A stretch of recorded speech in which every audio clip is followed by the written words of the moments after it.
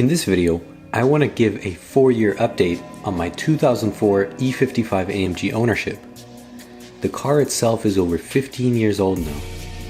It was first delivered to the original owner on October 31st, 2003. I bought the car in 2014 with 58,000 kilometers, 36,000 miles, and now I'm at 99,700 kilometers, which is 61,000 miles, roughly. Since the last video on maintenance and reliability of this car in May 2017, a few things have come up, and I'll leave a link in the description for that video. Now in August 2017, I replaced the secondary air injection pump on the engine and the relay for it because of a P410 code. This cost $60 with used parts.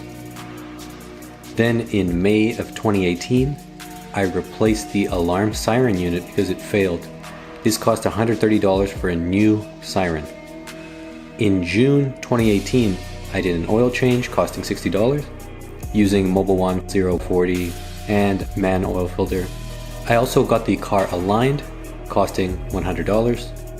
And in July, I performed a transmission service, and I also changed the cabin filter under the hood, which cost about $100. Finally, in September, I bought new tires all around for this SL550 wheel set, and the tires cost about $740. And I got Continental Extreme Contact DWS 06s. So the total cost in parts and maintenance from May 2017 to November 2018 is $1,190. Totaling up the cost since buying the car in October 2014, the total cost is $2,056, and that's including the tires. Prices are in US dollars.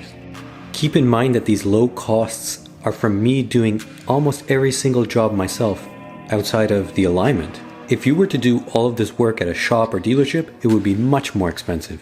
Just a quick example, I did the secondary air injection pump on this car, used parts, cost $60 total. Dealership would charge you $800 or more for that job.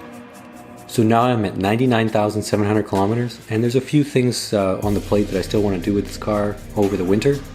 I need to change the engine air filters. I'm probably going to change the transmission mount. I'm going to change the 16 spark plugs, and I'm going to inspect the drive shaft flex discs and replace those if there's any cracking.